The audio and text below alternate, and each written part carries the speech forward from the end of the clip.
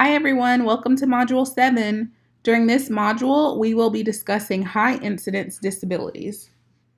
Our goals for this module are to do a quick review of Module 6, to go through high incidence disabilities, and then we'll have a wrap up with any upcoming assignments and reminders. So as you may recall from the last module, we talked about the IDEA recognized categories of low incidence disabilities. So take a moment to kind of think about which disability categories are considered to be low incidence disabilities. See if you can come up with a few. And hopefully you came up with these categories. So autism, deafblindness, developmental delay, hearing impairment, intellectual disability, multiple disabilities, orthopedic impairment, other health impairment, traumatic brain injury, and visual impairment are all characterized as low incidence disabilities. And this week, we're going to move into a discussion of the high incidence disabilities.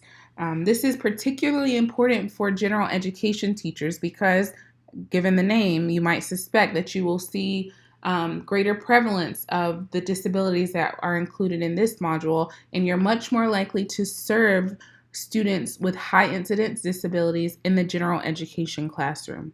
Okay, so there are four categories that are characterized as high incidence disabilities. The first is speech language impairment. The second is specific learning disability. The third category is serious emotional disability, or SED. We also used to refer to this as emotional behavioral disorder. So you might see EBD, or you might hear me refer to it as EBD. It's really hard to get my brain to switch to SED, but those are the same thing. And then finally, mild intellectual disability. So the acronym for mild intellectual disability is IDMI, which means intellectual disability mild.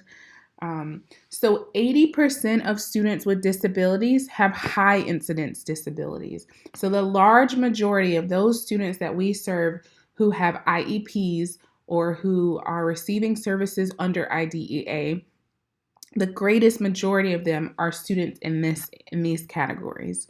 And then the other 20% of the students who have disabilities that are served in public schools in the United States fall into those low incidence categories that we discussed in the previous module. So hopefully this gives you a picture of the extent to which we are meeting the needs of students with disabilities like learning disabilities or mild intellectual disabilities versus those that we are serving who have disabilities such as severe intellectual disability or other health impairments or traumatic brain injuries. The numbers of those students are much smaller than those of students with high incidence disabilities. So we'll walk through each one of these. And I kind of just talked through some of this, but the implications for you are that you're serving a large majority of students who have specific learning disabilities, which you will maybe notice on this slide is bolded for a reason. And that's because of these four categories, learning disability is the largest, we serve the largest number of students with learning disabilities. So of the disability categories, students with learning disabilities comprise the largest majority, and then followed by those with speech and language impairments. And you'll see here in the green that this is an old graph, and so they still use the term mental retardation. We do not use that language anymore. It's referred to as intellectual disability. But this kind of gives you an idea of some of the numbers. Also, again, this was from 2006, so the numbers are not as accurate as they should be. I actually should have updated this chart, especially for autism, because those numbers have grown drastically. But specific learning disability still comprises the largest, what word am I looking for? Sorry, guys, having a little brain freeze there. They still comprise the largest population within the high incidence disabilities. All right. Hopefully you got that. Sorry for that confusion. So the big picture here, why is it important for you? Because you are more likely than not to serve students who have high incidence disabilities in your general education classrooms. Okay? So speech and language impairments. Students who have speech and language impairments might have problems or need support with articulation. Sometimes they struggle with the fluency, and then oftentimes just with being able to produce vocalization, so trouble with their voice more generally. Um, Related to that also is the language. So part of it is like the actual structure and being able to speak. And then the other piece of it is being able to express language. So part of that can include expressive language, so talking and communicating with other people, and then receptive language, understanding and comprehending the language of others. So, what is the impact of speech language impairments? Part of that can relate to children's social development. It can impede or slow down the social development. It also has an impact on their comprehension. So, if you struggle with receptive language, then there's a great chance that your students might also struggle with comprehending or with acquiring the content, understanding the content that you're presenting to them. And then sometimes the speech and language impairments also cause some difficulty with students' ability to problem solve. So there are a number of implications for which you should be aware related to students who have speech and language impairments. So how can you support them? One of the most important things to do is just to provide a positive environment to make sure the students know that you're there to support them, that you provide extra time as needed, that you're patient. That's one of the biggest things that can be very frustrating for students who have speech and language needs, because they often kind of know what they want to say, but it's hard for them to express it. So just giving them a little extra time and being patient is very, very helpful. You can also try to teach your students listening skills, teach them how to maximize their time and use the tools that are available around them. You can provide them with visuals. These can help them to kind of identify other ways to communicate or to use them as tools to communicate. It sometimes helps trigger students' use of language. So you can think of visual supports that might be available. You can model the language that they need to use, and then provide opportunities for meaningful practice. And finally, if it's necessary, you can provide alternative assignments for students who are struggling more so than others. Okay, so these are a few strategies that you can use to support students who have speech and language impairments. So let's pause and practice here. Take a moment to read these questions and then think about how you might use visual supports to support the needs of students in your classrooms who have speech and language impairments. So feel free to research what those might be and then kind of take a moment to jot down some ideas, and hopefully you can really use some of these ideas in your current placements or in your classrooms if you're already a classroom teacher. Okay? When you finish with that activity, we'll move along. Actually, we'll move along to a break. And I don't remember if I mentioned this at the beginning of this lecture, but this one is actually a pretty short lecture this week because there are much fewer disability categories.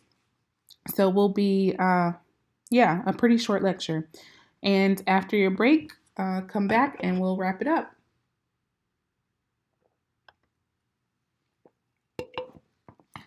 So I mentioned that specific learning disabilities comprise the largest proportion of the high incidence disability category. And so what are specific learning disabilities? These are students who have normal intelligence typically, and they have a comparative gap in their processing in one or more areas. So these areas might include basic reading skills or fluency skills. It could be related to reading comprehension, or students who struggle with written expression. It could be related to mathematics calculation or problem solving, or listening comprehension and oral expression. So when you think of specific learning disabilities, you can think of things like dyslexia or dyscalculia. Those are kind of the primary cornerstone sorts of learning disabilities. But many students are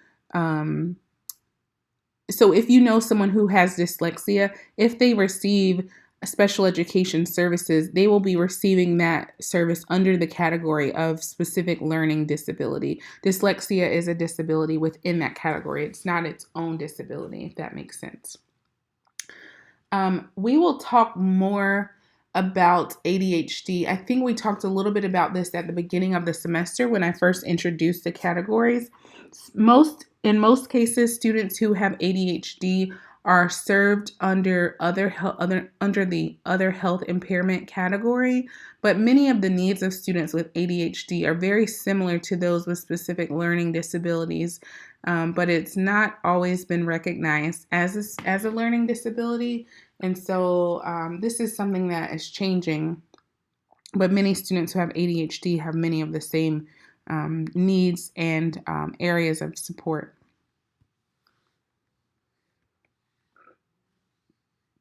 So there are about 50% of students receiving, 50% of the students who are receiving special education services have specific learning disabilities. And similar to those who have autism, boys substantially outnumber the number of girls who have specific learning disabilities. And this, again, as I mentioned earlier, is the largest category of special education. So more than autism, more than traumatic brain injury, more than other health impairment, more than speech and language delay, students with specific learning disability comprise the largest category within special education. Okay, this was actually where I was supposed to take a break. I don't know what I did there. So you can take another break if you need to. I know those are very close together. I just screwed up on that. So sorry about that. But obviously, feel free to take another break and then we'll keep moving. So here is a video that gives you a look at some supports that you could embed in your classroom for students who have dyslexia. This is, I forget which country it's from. It's a video from abroad, but they actually talk about some really great strategies that teachers can use to support students with dyslexia. So things like even changing the color of the paper that you use to help them focus. So really, kind of simple tips and techniques, but they can make a major impact or have a major impact on your learners. So take a look at this video and then move along. So some important notes related to evaluation. One of the things that is important to note here is that in terms of student and teacher evaluation, there's a lot of responsibility on the general education teacher. So there's a link to a policy that's effective and that will be effective in 2020. And it points out things that will change as it's related to specific learning disabilities and how students will qualify. And so students who are categorized as the one who has a specific learning disability, it has to not be due to any other disability.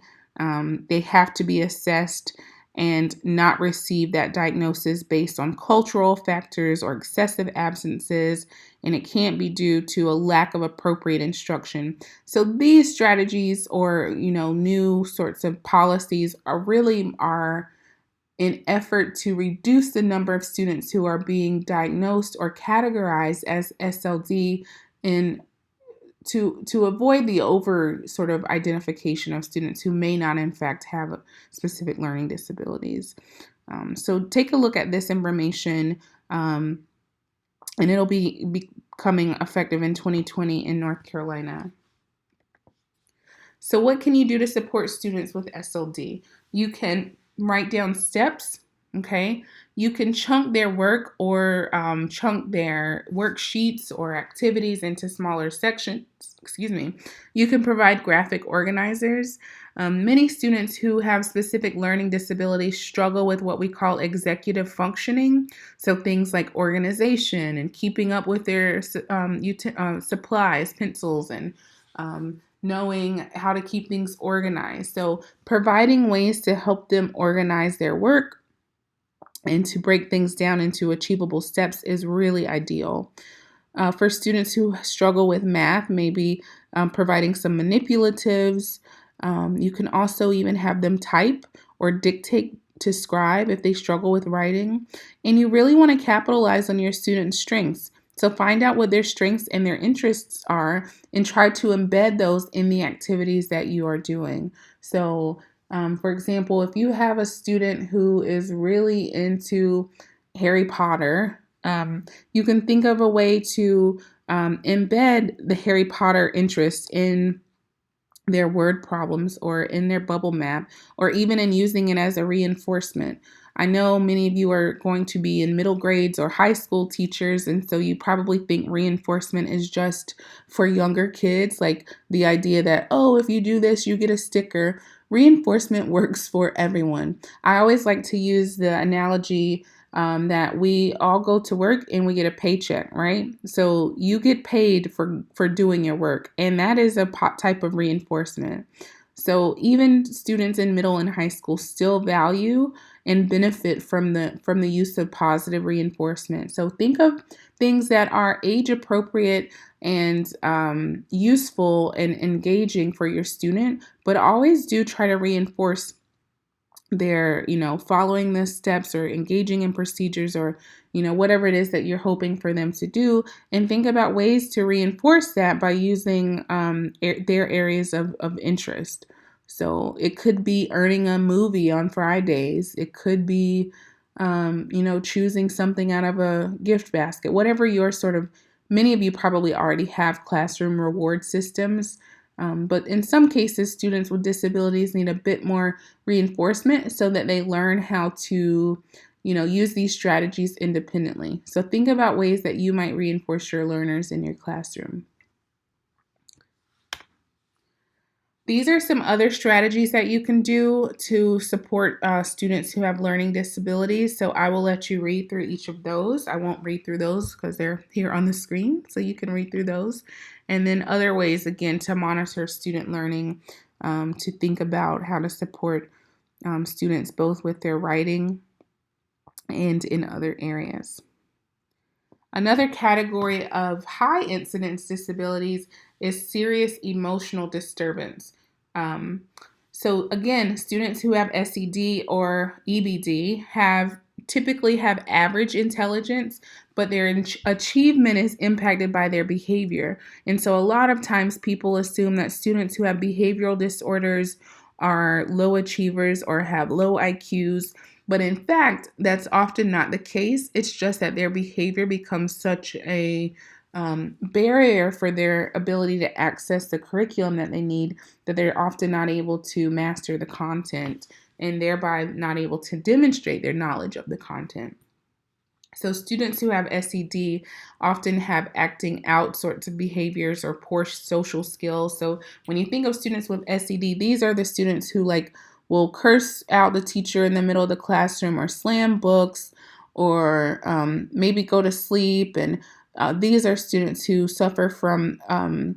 also suffer from internalizing behaviors such as anxiety or depression. So they can be externalizing, right? That sort of tantrum sorts of behaviors, or they can be internalizing or withdrawing sorts of issues related to anxiety and depression.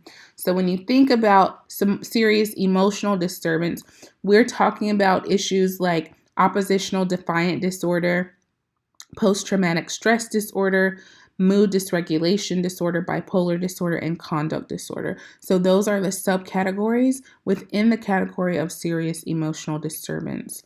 And we think you've probably seen the quote unquote behavior classrooms. This is where we serve the needs of students with behavioral disorders, but also many times you will have students in the general education classroom who have anxiety and depression. That's not uncommon at all. So you want to be sure to be aware of what these conditions are and then how to support students. So a few important issues to recognize here is that some teams will identify other health impairment rather than serious emotional disorder. So you want to make sure you read your forms carefully and just have a clear understanding. If your student in fact has a serious emotional disorder, you want to make sure you understand what it is and how to best support them. Another thing to note is that about 50% of the students who have serious emotional disorders or disabilities also have a learning disability. And so sometimes their behavior can mask that learning problem. In North Carolina, specifically, you can't have a diagnosis of a learning disability if you have a serious emotional disability. And similarly, you can't have an autism diagnosis if you have a serious emotional disability. So it's just kind of some of those specific rules about the categories and diagnoses that are probably not of significant importance to you, but something good to know. And then our next category within high incidence disabilities is mild intellectual disability. And so these students often have below average intelligence, but they're still able to access the general education curriculum. In other words, you will likely still be serving students in your classrooms who have mild intellectual disability. So that means that they have IQs between 50 and 70. And it's often measured by cognitive abilities and adaptive behaviors. So not just by like an IQ test, but also by measuring their ability to engage in adaptive things like tying their shoes or following directions, throwing away their lunch, etc. This category reflects the fit between capabilities and the structure or the expectations of the environment. So can you do what is expected? And do you understand what is expected? There are 5 assumptions of students who have mild intellectual disability. The first is that their limitations are considered within the context of the environment. So within this particular space, are you able to achieve these goals? And you can't assume that because a student may struggle with a particular task in one space, that will transfer or translate to another space. So it has to be considered within the context of their environment. Secondly, the assessment considers cultural and linguistic diversity. In the past, there have been litigation and lawsuits related to the assessment of students with intellectual disability and the overdiagnosis of children, particularly African American boys with intellectual disability. And so more recently, efforts have been made to be more culturally responsive in how we measure and assess students with how we measure and assess students generally, and then more specifically to reduce the over-identification of intellectual disability.